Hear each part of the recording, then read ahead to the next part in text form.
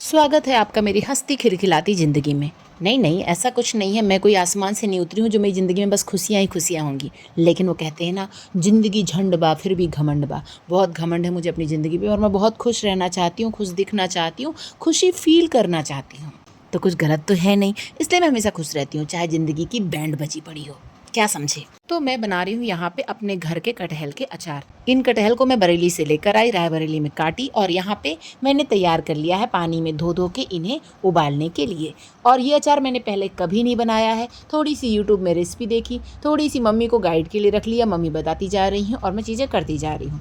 वैसे इतना भी आसान नहीं था, बट इतना भी मुश्किल नहीं था। जब भी आप कोई काम करने के लिए ठान लेते हैं, सब कुछ आसान लगने लगता है। वैसे किसी भी काम को करने के लिए आपको किसी हुनर की जरूरत नहीं होती, जरूरत होती है एक बड़ी सी स्माइल की, इंटरनल कॉन्फिडेंस की। और भाई कितना भी बेकार हाल हो आपका, आप गधे क्यों ना हो, बट होप नहीं छोड़नी है।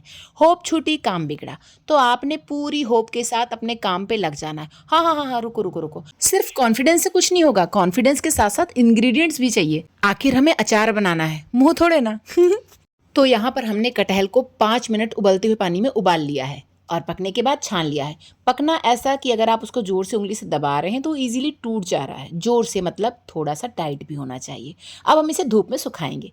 पर पूरे कटहल एक साथ भगोने से छानकर निकालने के बाद कभी भी अलग अलग बर्तन में या अलग अलग टाइम पे इन्हें मत उबालें, क्योंकि हो सकता है कि कोई ज़्यादा पके कोई कम पके, इसलिए एक साथ उबालना ज़्यादा बेटर होता है। इसीलिए मैंने इतने बड़े बर्तन में से चढ़ाया था, छोटे बर्तन नहीं यूज़ किए, ताकि सारे एक साथ उबल के निकल जाएं। अब मैं ले जा रही हूँ इन्हें धूप दिखाने। अगर हमारा बिना धूप के गुजारा नहीं हो सकता तो इन उबले हुए कटहलों का कैसे होगा। अचार बनाने से पहले इन्हें धूप दिखाना बहुत जरूरी है, ताकि इनमें नमी ना रह जाए, वरना फफूंदी पड़ जाती है। वैसे अगर मैंने इतने काम हंसते खिलखिलाते सारे कर दिए तो लोगों को ये भी क्वेश्चन आता है कि तुम इतनी खुश कैसे रह लेती हो।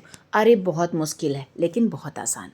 तो खुश रहने की सबकी अपनी अपनी टेक्निक होती है, मेरी टेक्निक कुछ अलग है। मेरा मानना है कि खुशी का रिश्ता आपके दिमाग से, खुद के दिमाग से होता है। इसे कहीं और मत ढूंढिए, ना ही ये खरीदने से मिलेगी। तो अपने अंदर खुशी ढूंढिए, सबसे ज़्यादा खुश रहेंगे। बिकॉज जो लोग आपको खुशी देने का नाटक करते हैं वो आज नहीं कल भाग जाते हैं। उनके भरोसे या किसी और इंसान पे अपनी खुशी निर्भर करोगे तो आज नहीं कल खूब रोगे, दुखी होगे और आपकी आत्मा हिल जाएगी। इससे बेटर खुश रहिए, मस्त रहिए, स्वस्थ रहिए, पर अपनी खुशी की जिम्मेदारी खुद लीजिए, किसी और के भरोसे मत जीजिए।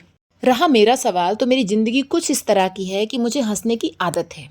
चाहे कितने दुख में हूँ मैं तो भी हंस पड़ती हूँ। मैं तो कई बार इस बात पे भी हंस रही होती हूँ कि ज़िंदगी ने मेरी वाट लगा रखी है। अब क्या ही बताऊँ कि मैं किस किस बात पे हंस सकती हूँ। कुछ यूँ जिया है मैंने ज़िंदगी कि कुछ गुजरी कुछ गुजार दी, कुछ निखरी कुछ निखार दी, कुछ बिगड़ी कुछ बिगाड़ दी, कुछ अपनी रही कुछ अपनों पे वार दी, कुछ इश्क में डूबी कुछ इश्क ने तार दी, कुछ दोस्त साथ रहे कुछ कसर दुश्मनों ने उतार दी। बस जिंदगी जैसी मिली वैसी हंसती खिलखिलाती गुजार दी। फाइनली हमारा अचार बन के हो गया है बिल्कुल तैयार, जिसमें कटहल ने अपनी जिंदगी दी वार। कटहल यहाँ इस पेड़ से टूट कर, कट कर, उबल कर, सूख कर यहाँ तक आया है और बन गया है खूबसूरत टेस्टी अचार।